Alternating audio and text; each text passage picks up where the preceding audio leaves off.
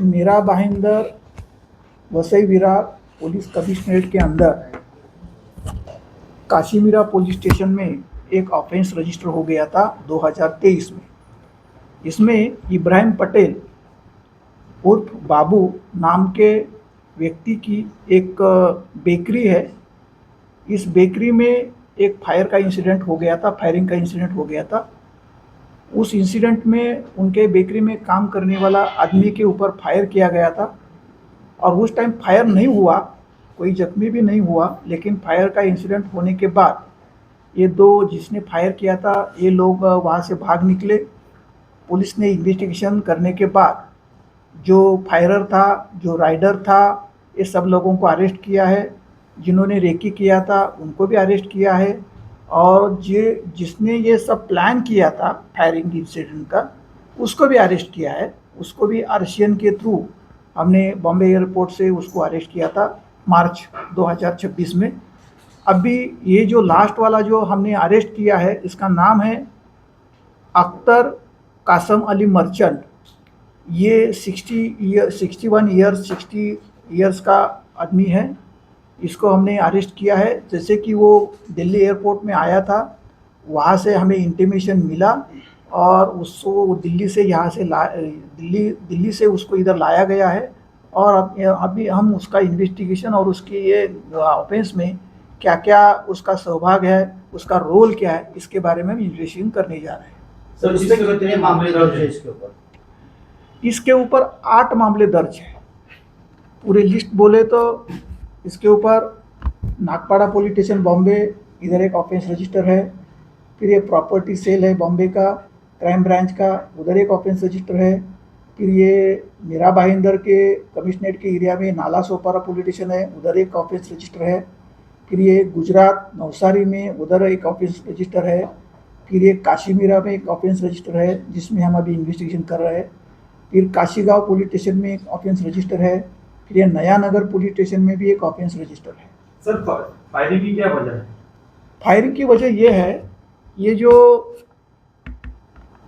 इब्राहिम पटेल करके जिसको हम बाबू बोलते हैं, ये इस मीरा भाईंदर और इस एरिया के उस टाइम इधर ये गुटखा, ये पान मसाला, इसकी अवैध बिक्री वगैरह हो जाती थी। इसमें उनको कुछ तो कुछ पैसा प्रॉफिट का मार्जिन चाहिए था। इसके लिए उन्होंने ये इब्राहिम पटेल के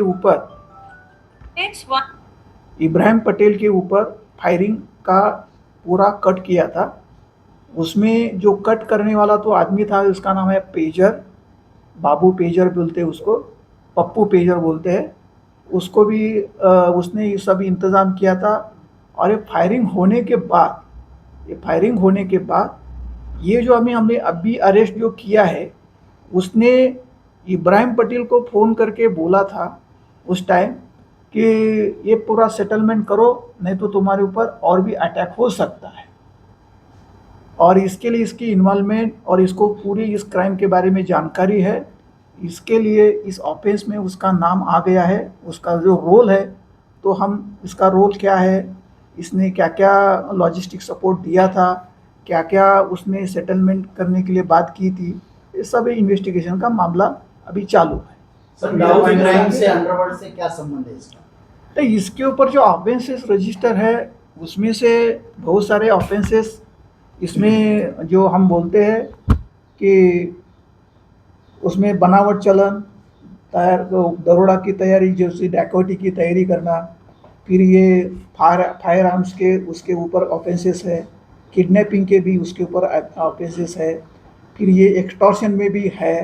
फिर ये लोगों को मारने का धमकी भी देता है और पासपोर्ट फॉरेनर्स एक्ट संबंधित बहुत सारे गुने इसके ऊपर रजिस्टर्ड है। सर, इस गुनाह के टाइम पे क्या उसने कभी दाऊद इब्राहिम का नाम लिया है? क्योंकि बार बार कड़ी वही जोड़ी जा रही है कि दाऊद इब्राहिम का आदमी है। नहीं, अभी तक जो हमारा इन्वेस्टिगेशन है, कल ही उसको हमने अरेस्ट किया है। बहुत सारी प्रोसीजर करनी पड़ती है। तो अभी तक जो इन्वेस्टिगेशन में जो मामला हमें जो इंक्वायरी में हमें जो इंफॉर्मेशन मिली है, वहाँ से तो अभी इंफॉर्मेशन हमारे पास आई नहीं है, लेकिन इन्वेस्टिगेशन की ये बहुत प्राथमिक जानकारी है। जैसे जैसे इन्वेस्टिगेशन आगे बढ़ेगा, क्योंकि ये आदमी 2 साल से 2023 से जो इंडिया के बाहर चला गया है, तो ये सऊदी अरेबिया में भी रहा है, इजिप्ट में रहा है, केनिया में रहा है और लास्टली वो वियतनाम में रहता था। अभी ये जो बोल रहा है, इसके ऊपर जो इन्फॉर्मेशन उसने दी है, उस कंट्री में जाके उसने क्या क्या किया था, इसका इन्वेस्टिगेशन अभी जैसे शुरू हो जाएगा, उसको अभी कस्टडी मिली है, तो इन्वेस्टिगेशन में पता लगेगा। उत्तम से क्या साथीदार सर, वो लेकिन कौन सर कौन कहीं ना साथीदार कहीं- उसको सपोर्ट कर रहे हैं? उसके जो साथीदार है सब इसमें, इस ऑफेंस में जो साथीदार थे सब लोगों को अरेस्ट किया गया है। ये लास्ट आदमी बचा था कि इसको अरेस्ट करना बाकी था, ये भी अभी मिल गया। सर कहीं ना कहीं ये सालों से बचा होता ऐसा नहीं लगता, क्योंकि कहीं ना कहीं दुबई में रह के आना, नागपाड़ा जो दाऊद का कहीं ना कहीं ये घर था, तो कहीं ना कहीं 99% ये साबित होता है कि इसको कहीं ना कहीं बचाव में जो दाऊद रखा गया था, इतने सालों से ये हाथ नहीं आ रहा था, ऐसी सारी चीजें हैं और ये कहीं ना कहीं आप नहीं, जब तक हमारे पास कोई एविडेंस नहीं होता है तब तक हम इसके ऊपर कमेंट नहीं कर सकते। तो उत्तम से क्या संबंध इसका?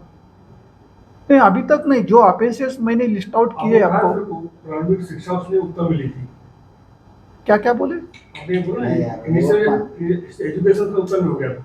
नहीं, इसका एजुकेशन बॉम्बे में हो गया था। डोंगरी में एक ट्रस्ट का स्कूल है, इसमें 10वीं कक्षा तक उसने अंग्रेजी पढ़ी थी, अच्छा खासा अंग्रेजी ये बोलता है, तो इसलिए जब ये इंटरनेशनल कम्युनिटी में जब जाता है तो उसको कोई दिक्कत नहीं आती है।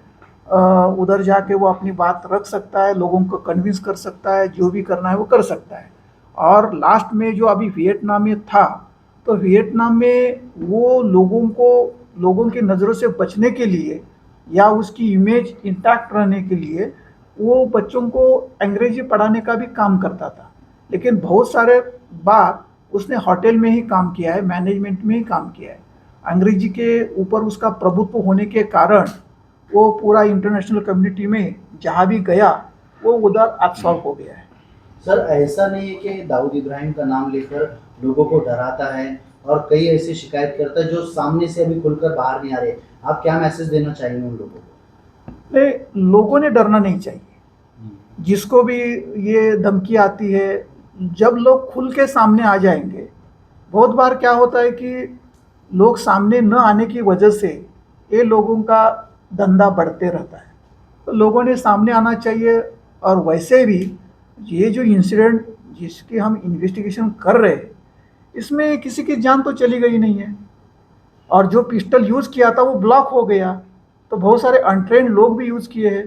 तो ये अभी इन्वेस्टिगेशन का मामला है, लेकिन हमें ये लगता है कि लोगों को ऐसी कोई धमकी दे रहा है, कोई कॉल कर रहा है, तो लोगों ने डरने की ज़रूरत नहीं।